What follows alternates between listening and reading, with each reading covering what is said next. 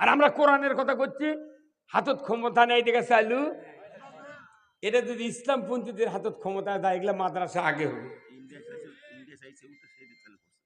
কথা ঠিক কিনা?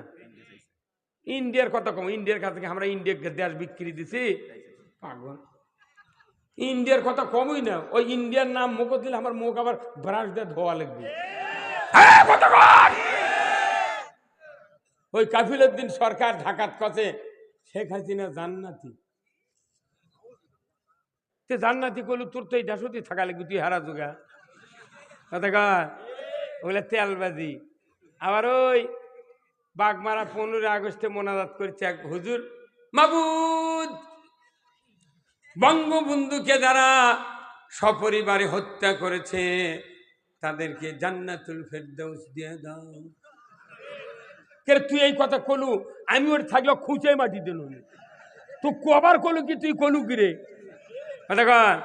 ওই শিক্ষা প্রতিমন্ত্রী কাছে আল্লাহ বঙ্গবন্ধুকে আল্লাহ তার সপরিবারকে আল্লাহ জাহান্নামের সর্বোচ্চ জায়গা স্থান দেয়।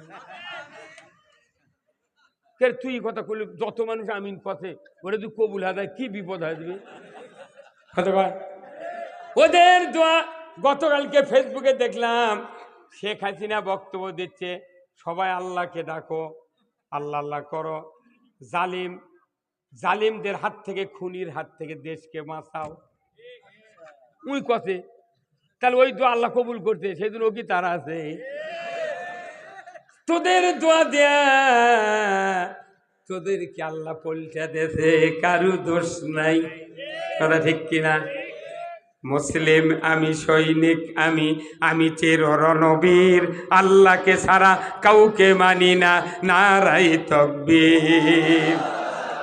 মুসলিম আমি, সৈনিক আমি, আমি চির রণবীর, আল্লাহকে ছাড়া কাউকে মানি না, নারাই তাকবীর। এই কোরআন আমাকে বাড়ির থাকলো, মসজিদের থাকলো, মাদ্রাসার থাকলো, কিছু তো পরিবর্তন আমরা বুঝতে পারছি। হ্যাঁ, আহা হা, ইস, এই মাদ্রাসাগুলো 50-60 বছর এগুলো মাদ্রাসা খারাপ হয়ে আছে রে। হ্যাঁ, ঢিঙ্গতে প্রাইমারি মঞ্জুর হয় আর ইবতিদায়ের মঞ্জুর করার কথা বলে কয় বাজেট খুব কম, বুঝছেন? তাহলে বাজেট যদি কমায়, তুমি যমুনা বেচো, আমরা দলি করে দেবো। কতক্ষণ টাকা যমুনা বেচো। তার মানে ওরা জানে মাদ্রাসা যদি বেশি হয়, হুজুরা যদি বেতন পায়, তাহলে এর কেড়ে সাহস বেড়ে দেবি, আর ধর্মের পক্ষে লোক তৈরি হবে, তাহলে আমাকে তো আরো বিপদ। অতএব ধর্মের লোক কম হোক, প্রাইমারির লোক বেশি হোক। কতক্ষণ টাকা এই পিতৃ থেকে উপবৃত্তি দিতে দিতে মায়ের পেটে টাইনা বার করে মাদ্রাসা প্রাইমারি দিয়ে পারে, দা উপবৃত্তি নিয়ে দা। কতক্ষণ টাকা? এখন আবার সরকার করছে কি, এই 2টা সন্তান যার হচ্ছে 1 আর 2, তাকে আবার 28,000 টাকা করে দিচ্ছে গর্ভবতী, গর্ভ ভাতা। এ কয়েক বছর আগে আছিল মায়াবরী অবস্থাত খিলা 40 জন্য, যাহা সরকার 28,000 টাকা বাজেট করছে, তখন দৈনিক পোয়াতি হচ্ছে। তাহলে সবটা কাজ ইসলামের বিরুদ্ধে যাচ্ছে, কথা ঠিক কিনা? মাদ্রাসার যদি উপবৃত্তি দেওয়া হয়, মঞ্জুরি করা হয়, বেতন দেওয়া হয়, একটা মানুষ প্রাইমারি তার পড়াবে না, তাহলে ওদের মনস্কামনা পূরণ হবে না। তাছাড়া আমরা কোরআনের বক্তৃতা, এটা একটা সার্কুলার, কথা ঠিক কিনা? আর এই কোরআনের যে বক্তৃতা সার্কুলার না, চুরি করবেন না, নামাজ 5 ওয়াক্ত সুদ খাবেন না, এলার সার্কুলার। মসজিদে আমরা সার্কুলার দিচ্ছি প্রতি শুক্রবারে, কিন্তু কোনোদিন কি একটা সার্কুলার কায়েম হচ্ছে? কেন হয়নি কোন তো? না, যারাই আমরা সার্কুলার দিচ্ছি তার কি হাতে ক্ষমতা নেই? কি নেই? কোন ইমামের হাতের, বক্তার হাতের ক্ষমতা আছে? ভাই, আমরা খালি পাগলের মতো সার্কুলার দিয়েই যাচ্ছি। কিন্তু সংসদে নির্লজ্জ দায়ুস, তামাম মুসলমান জাতির দুশ্মন মমতাজ মানিকগঞ্জের, কতক্ষণ?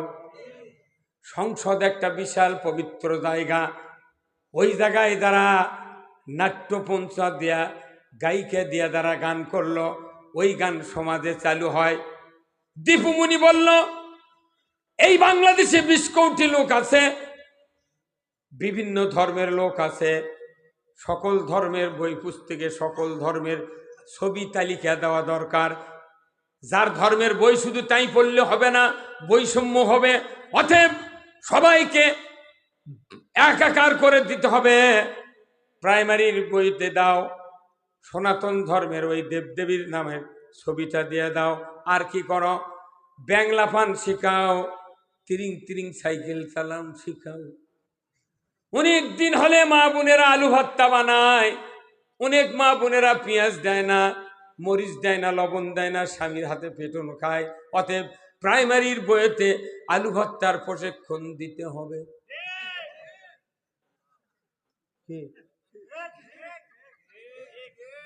এগুলা সার্কুলার এখন সংসদের দেশে, এগুলা হচ্ছে একে ভেজাল মার্কার সার্কুলার, কিন্তু এগুলো ওর হাতে ক্ষমতা আছে দেখে ওটাই চালু আছে।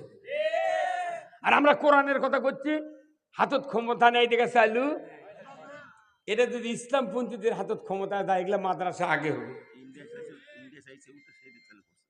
কথা ঠিক কিনা? ইন্ডিয়ার কথা কম, ইন্ডিয়ার কাছ থেকে আমরা ইন্ডিয়াকে দেশ বিক্রি দিছি পাগল। ইন্ডিয়ার কথা কমই না, ওই ইন্ডিয়ার নাম মুখ দিলে আমার মুখ আবার ব্রাশ দিয়ে ধোয়া লাগবে।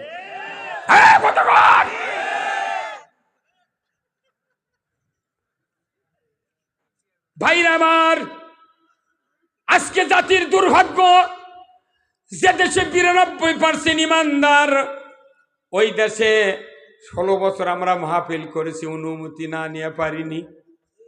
কি আজকে এমন একটা সুযোগ আল্লাহ দিয়েছেন, কোন অনুমতি লাগে না, জোরে কোন আল্লাহু আকবার। সে আল্লাহ বলেছেন, তোমরা যদি কোরআনের আনুগত্য করো, আমি আল্লাহ বলে দিচ্ছি তোমাদের কোনো ভয় নাই, দুশ্চিন্তা নাই, জোরে কোন সুবহানাল্লাহ। দ্বিতীয় আয়াতে আল্লাহ তাআলা বলছেন, ওয়াল্লাযীনা কাফারু ওয়া কাযযাবু বিআয়াতিনা উলাইকা আসহাবুন নারি হুম ফিহা খালিদুন। আমার আল্লাহ বলেছেন, ও দুনিয়ার মানুষ, তোমরা যদি কোরআনের কথাগুলিকে অবিশ্বাস করো, মিথ্যা মনে করো, আমি আল্লাহ বলে দিচ্ছি কিয়ামতের দিন তোমাদেরকে জাহান্নামের আগুনের সাথী সঙ্গী হতে হবে। বলুন তো, এই দুটা আয়াত যদি বাংলাদেশের আলেম ওলামা ইমানদারেরা সকল শ্রেণীর মানুষেরা যদি এই দুটা আয়াত বুঝাতে পারত, সকল মানুষকে যদি এই আয়াতের ব্যাখ্যা বিশ্লেষণ ভাবার্থ যদি বুঝাতে পারতাম, আমরা এ দেশে মানুষ কোরআনের জন্য পাগল পারা হয়ে যেত।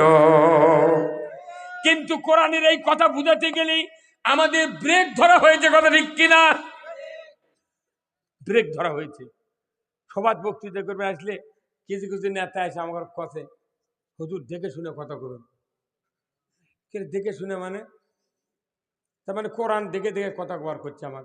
তখন আমি বলছি, ভাই আমি তাহলে মুখস্থি করে যাচ্ছি, তাহলে তুমি পাশে বসে থেকে দেখে দেখে কয়া দাও, আমি শুনে শুনে কো বলে পাশে থেকে দেখে উই আর নেই।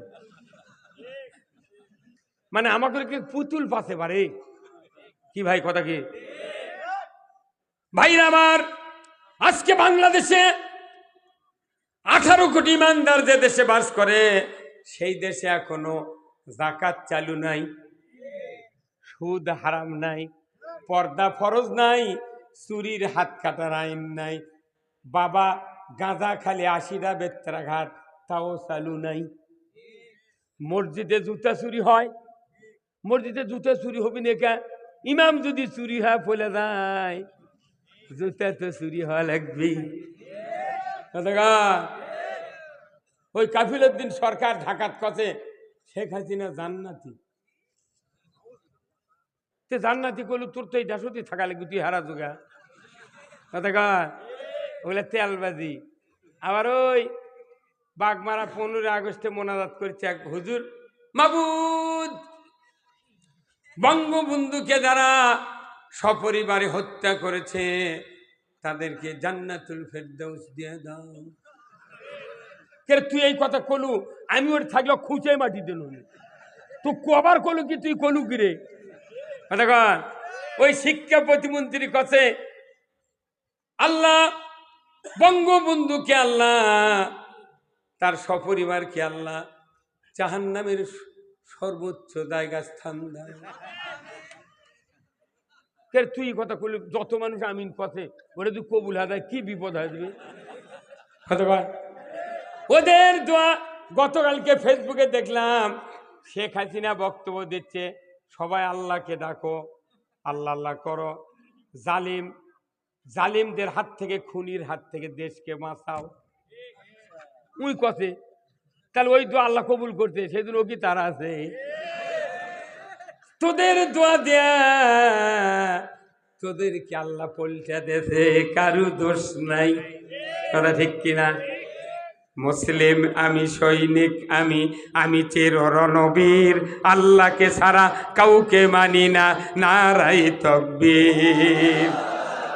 মুসলিম আমি, সৈনিক আমি, আমি চির রণবীর, আল্লাহকে ছাড়া কাউকে মানি না, নারাই তাকবীর। বীর মুসলমান ধরো আল কোরআন, ফিরায়া আনো সেই হারানো সম্মান। বীর মুসলমান নারাই তাকবীর, আল্লাহু আকবার, তোল ধ্বনি ধরায়া রাখবার। বীর মুসলমান ধরো আল কোরআন, ফিরায়া আনো সেই হারানো সম্মান। বীর মুসলমান আমরা বীরের জাত। দেশে যদি খালি ইসলাম বিজয় থাকতো, আমার দেশে একজন ইমানদার নামাজ কাজা করতে পারতো না। বলুন তো, বাংলাদেশে নামাজি বেশি না বেনামাজি বেশি? কেন বেশি হলো জানেন? যে পদ্ধতিতে নামাজ কায়েম হওয়া দরকার সমাজে, সেই পদ্ধতি আমাদের দেশে প্রচলিত নাই। কতক্ষণ এই মুয়াজ্জিনের আজানে, বক্তার বক্তৃতায়, তবলিগের দাওয়াতে, আর জামাতের দাওয়াতে, আর ওই চরমোনা হেফাজতের দাওয়াতে মানুষ নামাজি হবে না। আল্লাহর কোরআন যা বলছে টু পয়েন্টে তাই মানতে হবে।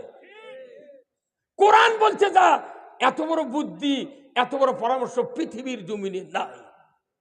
আমরা ওই পরামর্শ বাদ দিয়ে ইচ্ছা মতো নামাজ পড়ছি।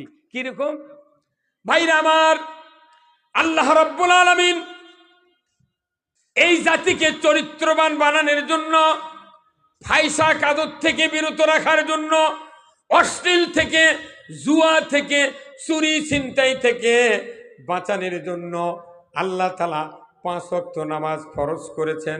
নবী হে, আপনি পৃথিবীর জমিনে গিয়া নামাজটা কায়েম করে দিন। আল্লাহ কোরআনে বলছেন, আকিমুস সালাত ওয়া আতুজ যাকাত ওয়ারকাউ মার রাকিন, নামাজ কায়েম করো, যাকাত আদায় করো, রুকুকারীদের সাথে রুকু করো। কার কথা? তাহলে এখন নামাজের বক্তৃতা 54 বছর ধরে বাংলাদেশে হচ্ছে, 24 বছর পাকিস্তান আমলে হচ্ছে। কি কথা ঠিক কিনা? 190 বছর ব্রিটিশের সময় থেকে নামাজের বক্তৃতা হলো। আজও যে মুয়াজ্জিন মসজিদে আযান দেয় দিনে 5 বার, বছরে 1825 বার দেখা যায় মুয়াজ্জিনের আযান শুনে গ্রামের 6 আনা মানুষ মসজিদে যায়, 10 আনা মানুষ বাড়িতে থাকে। আর একটা সুখবর হলো, যে মুয়াজ্জিন আযান দেয় ওর একটা বেটা জুম্মাত যায় না। কি উন্নতি! হ্যাঁ, কোন মুসল্লিরা কয় না, হুজুর তুমি যে মুয়াজ্জিন মসজিদের, তুমি আযান দাও, তোমার বেটাকে জুম্মাত আসে না, তুমি বাড়াও। হ্যাঁ কথা বল। 30 বছরের মসজিদের ইমাম ইমামতি করে, যে মুতাল্লি বেতন দেয় ওই মুতাল্লি দোয়া কুনুত জানে না। মুসল্লিরা নামাজ পড়ে, ওযুর ফরজ 4টা সিরিয়ালি কভার পারে না। এমন একটা প্রতিষ্ঠান জুম্মা, কোনো প্রশ্ন ধরে না, ইন্টারভিউ হয় না, লেখা হয় না, পড়া হয় না, যে মানুষ যেভাবে ঢোকে ওই মানুষ ওইভাবে বার হয়ে যায়। রাইস মিলের হলারে ধান দিলে চাউল বাড়ায়, কত কোনে গা? রাইস মিলের হলারে ধান দিলে ডেলিভারি মুখ দিয়ে চাউল বাড়ায়। আপনি যদি 3 বার যদি ধান দেন, 3 বারই যদি ধান বাড়ায়, আপনি কই মিলতার ধান লিয়ে যাবেন? খালি আপনি কি বন্ধ হবেন, আরো মানুষ কবেন উঠি যাস না ভাই, কথা কনে রে, উঠি যাস না ভাই, অর্মিল ধান নিয়ে গেলে চাউল বাড়ায় না। সারা দেশের মানুষ বুঝবি অর্মিল খারাপ, অর্মিল ধান লিয়া যাব না। ভাইরা আমার, যে মিলত চাল বাড়ায় ওই মিলত ধান দেওয়ার সাথে সাথেই চাল বাড়ালো, প্রত্যেকটা ধান ফেটে ফেটে ওই মিল চাউল বার করে দিল। কিন্তু আপনি চালের মালিক, চাউল বাড়ানোর সাথে সাথে এক ঠিকই হলো, দ্বিতীয় বাঁকড় যখন দেয় তখন আপনাকে হলারম্যান বলে ভাই দেখো তো চাউল কীরকম হচ্ছে, এইরকম করে দেবো কি দেবো না। তখন আপনি চাউল নিয়ে মুখের ফুৎকার দিয়ে দেখেন ভাই লাল হচ্ছে না সাদা করে দাও। তখন ওই হলারম্যান চোখ বড় বড় করে তাকাছে, মানে উদ্দেশ্য কি যে তুই কাল ঢেকি দেবে না খালু, আর আজ 30 সর্ষের মটর দিয়ে দিচ্ছি, তাও তুই আবার সাদা করছু, কথা কর। তখন বললে না ভাই শোলের মাও কষে, বাংলাদেশের মিয়া মানুষের দোয়াই দিলে গিয়া মরদ মানুষ বাঁচিচ্ছে, কথা কনে গা বইয়ের কথা করছে ভাই শোলের মাও কষে রে না সাদা করে দে ভাই। তখন ওই হাতুল্লিয়া ওই ছুরির এই মুড়ে থাক বাড়ি এই মুড়ে থাক বাড়ি মারলো। তখন করছে দেখো করছে না হয়নি, তখন আবার করছে চালন 5 মুখে দেওয়া হলো, দেখো হয়নি। যখন ঝাপলি সরে ডেলিভারির মুখ দেওয়া যখন বাম হাতের বৃদ্ধাঙ্গুলি চাপ দিয়ে ধরিছে তখন চাউল সাদা বার আছে। তখন করছে ভাই এখন হ্যাঁ ইনকে বিনে চাপে সাদা হয় নাই। আমার ভাইয়েরা বলুন তো, হলারত থেকে যদি চাউল খারাপ বাড়ায়, ধান মিশ্রিত হয় বাড়ায়, তাহলে মিশিংওয়ালার দোষ না হলার ম্যানের দোষ? তাহলে ওটা হলো চাউল তৈরির হলার, আর মসজিদ হলো মানুষ তৈরির হলার। মসজিদ মানুষ তৈরির হলার, কিন্তু মসজিদের কমিটি সহ ইমাম যারা আছে এরা চাপ দিবার পারে না। কারণ কি, কমিটি দেখা লাগবি ওরা আল্লাহর পক্ষে না কার পক্ষে। কোরআন শরীফের সূরা তওবার 18 নম্বর আয়াত আল্লাহ তাআলা বলছেন ইন্নামা ইয়া'মুরু মাসাজিদাল্লাহ মান আমানা বিল্লাহ ওয়াল ইয়াউমিল আখির ওয়া কামাস সালাতা ওয়া আতাজ যাকাতা ওয়া লাম ইয়াখশা ইল্লাল্লাহ। আমার শিবগঞ্জের ভাইয়েরা, পীরবের ভাইয়েরা, দুঃখের সাথে বলতে হয় মসজিদ এত বড় গুরুত্বপূর্ণ প্রতিষ্ঠান যে মসজিদের কমিটি লৌহে মাহফুজে আল্লাহ তারা তৈরি করে দিয়ে রেখেছেন। এর ম্যানুয়াল কি, এর রুল কি, আর আইন কি, এই আইনে তুমি মসজিদের কমিটি বানাবে। যদি এই আইনে মসজিদের কমিটি বানাতে পারো, ওই মসজিদে যে মানুষ ঢুকবে ওই মানুষটা শ্রেষ্ঠ মানবতার দরদি নেতা হয়ে বাড়াবে। এই মসজিদ ছিল মসজিদে নববী, রসুল ছিলেন ইমাম, কমিটি ছিল যোগ্য। ওই জন্য 10 বছর উমার ফারুক রসুলের পেছনে নামাজ পড়ে অর্ধেকটা পৃথিবীর রাজত্ব চালান শিখিয়েছে। উমার ফারুক গভীর রাত্রিতে মরুভূমির প্রান্তরে ঘুরছেন, হঠাৎ করে দেখে দূর দেশে টিম টিম করে একটা ল্যাম্প জ্বলছে, বাতি জ্বলছে। উনি চলে গেলেন ওই মরুভূমির প্রান্তর দিয়া ঝুপড়ির নিকটে গিয়ে দেখেন জানালার কাছে অপেক্ষা করতে না করতেই ভেতর থেকে একজন মহিলার কান্নার আওয়াজ, যন্ত্রণার আওয়াজ আসতেছে। উনি একটু পরেই বললেন, ও ঝুপড়ির মালিকেরা, কি দুঃখ কষ্ট বেদনা তোমাদের, কেন তোমরা এত অধর নয়নে কাঁদছ, কি হয়েছে? একজন তো মহিলা, একজন ছেলে, কি হয়েছে বাবা একটু আমাকে বলো না, কি দুঃখ যন্ত্রণা কি বেদনা? ভেতর থেকে আওয়াজ আসলো, পথিক আপনার কাজে আপনি চলে যান, আমাদের যে দুঃখ বেদনা আপনার শুনে কোনো লাভ হবে না। উমর ফারুক দ্বিতীয়বার বললেন, বাবারে একটু বলো না, যদি তোমাদের এই দুঃখের আমি যদি একটু ভাগী হতে পারি, তোমাদের দুঃখ লাঘবের জন্য যদি একটু চেষ্টা করতে পারতাম, হয়তো তোমরা উপকৃত হতে পারতে। তখন ভেতর থেকে একজন বেদুইন ইহুদির বাচ্চা বলল, রে পথিক, আমার স্ত্রী গর্ভবতী, প্রসব বেদনা উঠে গেছে, নিমিষের ভেতরে এত তীব্র জটিল হয়ে উঠেছে, এখানে কোনো নারী নাই, মহিলা নাই, আমি তার স্বামী, আমার স্ত্রী বেদনার চোটে কাঁদে, আমি তার সাথে কাঁদনের সহভাগী সহমর্মিতা বোধ করে আমি কাঁদতেছি। এখানে আমার কিছু করার নাই, জানি না সন্তান প্রসবের কি বেদনা, আমিও তার কোনো সাহায্য করতে পারি না। এতটুকু বললেন ইহুদি। উমার ফারুক আমিরুল মুমিনিন, অর্ধেকটা পৃথিবীর বাদশাহ, মুহূর্তকাল দেরি করলেন না, দৌড়ে চলে গেলেন নিজের বাড়িতে। যা বললেন, আব্দুর রহমানের মা, তুমি তাড়াতাড়ি করে ওঠো, ওঠো ওঠো ওঠো, এত তাড়াহুড়ো কেন, কেন আমাকে এত তাড়াতাড়ি উঠতে বলছেন? বলে, প্রাণের স্ত্রী, আজকে জান্নাত আল্লাহ তাআলা বিক্রয় করে দিবেন, তুমি যদি ওঠো জান্নাতটা তুমি কিনতে পারবা। জোরে কন্যা মারহাবা। উমার ফারুকের স্ত্রী বললেন, আপনি তো সারা রাত ঘুরে ঘুরে জান্নাতের জন্য লাফিয়ে লাফিয়ে বেড়াচ্ছেন, দরজায় দরজায় ঘুরছেন, আপনি কেন কিনলেন না? উমার ফারুক বললেন, প্রাণের স্ত্রী, যে জান্নাত আজকের রাত্রিতে বিক্রয় হবে, ওই জান্নাত পুরুষের জন্য নয়, ওটা নারী জাতির জন্য। ওঠো, তাড়াতাড়ি ওঠো, শুকনা নতুন পুরাতন কিছু কাপড় নাও, আমি বাইতুল মালে গিয়া কিছু খুরমা খেজুর, কিছু জয়তুনের তেল, আটা, গম, জবের কিছু খাদ্য খোরাক নেই, চলো আমরা যাব গভীর রাত্রিতে মরুভূমির প্রান্তর দিয়ে যাব। ওই মরুভূমির ঝুপড়ির ভেতরে একজন বেদুইনের স্ত্রীর প্রসব বেদনা উঠেছে, তার সন্তান ডেলিভারির কাজে তোমাকে সাহায্য করতে হবে। জোরে কন্যা মারহাবা। সেই ফুলেরই রৌশানিতে আরশ করছি রৌশন, সেই ফুলেরই রং লেগে আজ ত্রিভুবন জালা, সাহারাতে ফুটল রে ফুল। বলুন, রঙ্গিন গোলে লা লা, সাহারাতে ফুটল রে ফুল।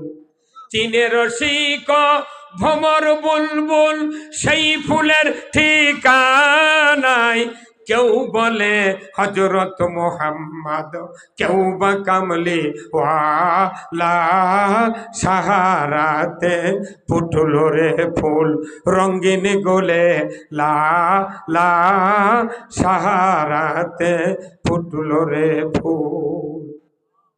আল্লাহু আকবার। কার লেখা? কার লেখা কোন তো? আল্লাহ আল্লাহ। তিনি ইমামরা একদিনও কয়নি।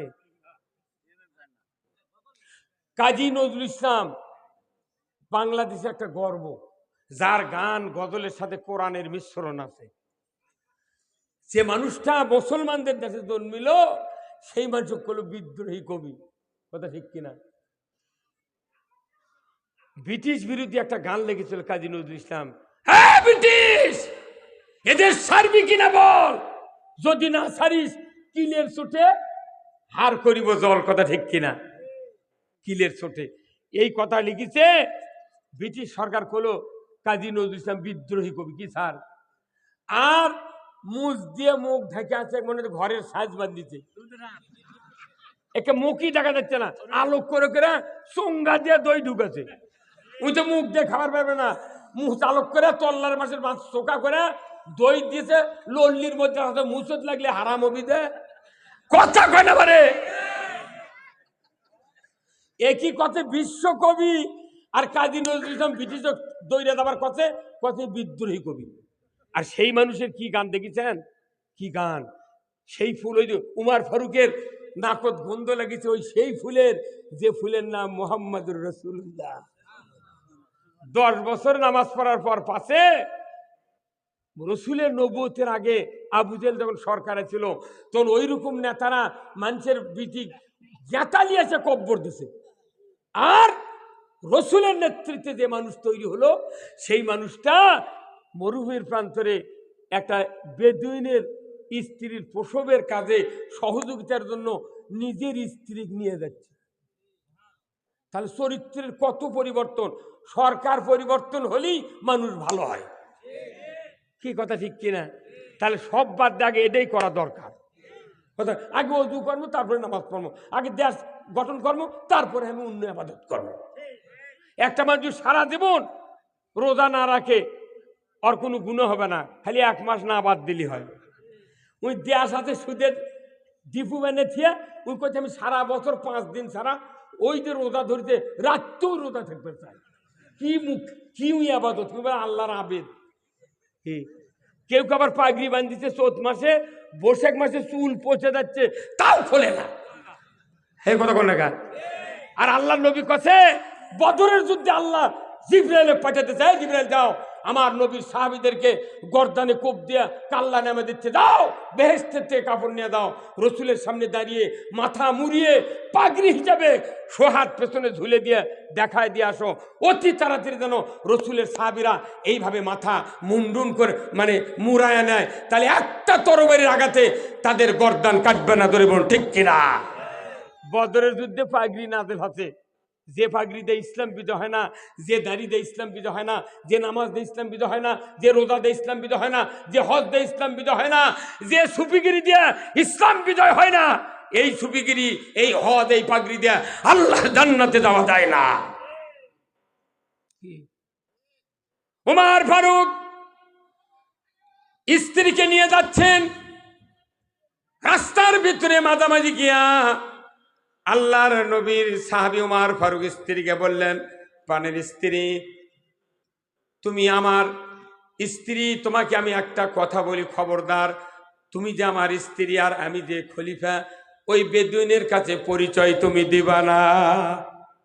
দিবা না, চুপ করে থাকবে, খালি কাজ করে বাইরে চলে আসবে। ঝুপড়ির নিকটে যেতেই ওমর ফারুক বললেন, রে বেদুইন তুমি ভেতর থেকে বাহিরে আসো, আমি একজন মহিলা এনেছি তোমার স্ত্রীর প্রসবের কাজে সহযোগিতা করার জন্য। বেদুইন বাহিরে আসলো, ঢুকলেন উনি। ঢোকার পরে নিমিষের ভেতরে সুশিক্ষা হাতের স্পর্শে বেদুইনের স্ত্রীর গর্ভ থেকে একটা পুত্র সন্তান জন্ম নিল।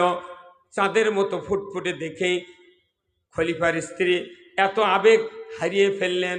উনি ডাক দিয়ে বললেন, বেদুইন, ও বেদুইন, খলিফাকে সংবাদ দাও, খলিফাকে সংবাদ দাও, তার স্ত্রীর গর্ভ থেকে একটা সুন্দর ফুটফুটে ছেলে সন্তান জন্ম নিয়েছে।